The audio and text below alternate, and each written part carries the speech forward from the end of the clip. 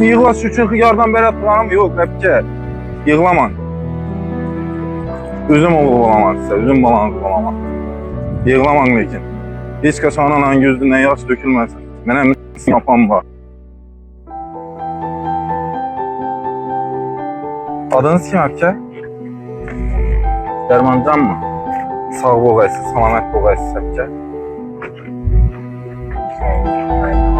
İlahim ayt kanal diyesin. 4000? İlahim ayt kanal diyesin. Rahmet. Rahmet. Rahmet. Sağ olun. Özünüz yaş ismi.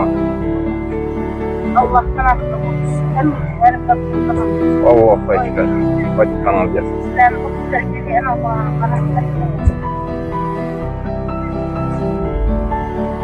Hiç kısıtma. Xuda xalas əpkə. Həmmən əsas sanatdan. Əvvələn var Xudadan soruyumuz.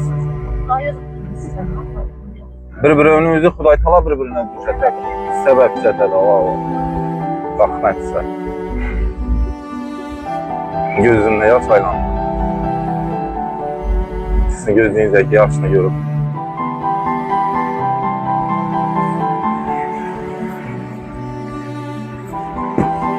Gelin, yürüyün yapacağız. Önünüzden görsətin. İkinci etajda. İkinci etaj mı? Ben de mal olmalı. Esselamu aleykum. Gel. Eyvah zaten.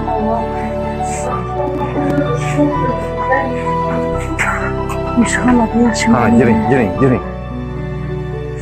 Bismillahirrahmanirrahim. Hürmetli abunatlarımız, Anaxanın Nazirliyine geldik. Anaxanın evini gördük turslar.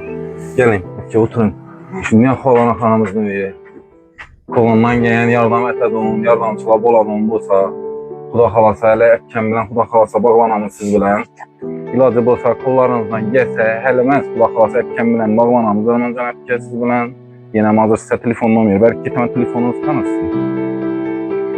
Əkkən mən sizə nomerim, bəlkə getəmən. Xuda xalasa kolumdan geyincə, imkaniyyətim barıca, yardım etsə, hərəkət etəmiz. 93'lik 748 46 50 mənim nomerim bu doktor çatdırma özümə. Nə qalıb baxın.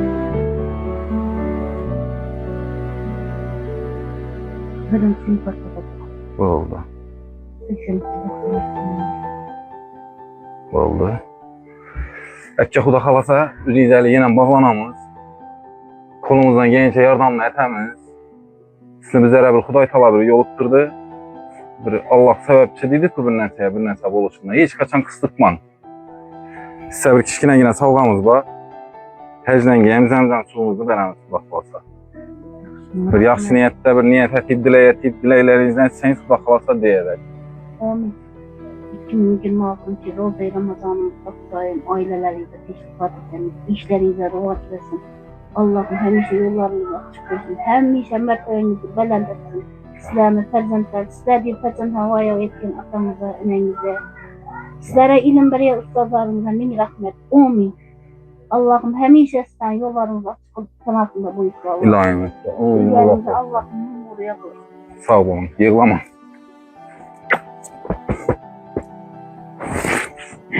Ya bunların istediği bu tapılması. Yığlama. Kapılmayı Allah'ım tarafında sen İslam korktan, hataptan, daim önümde eğitimde erkenden Müslümanlardan saklayı isteyene bana yalan bastıklar.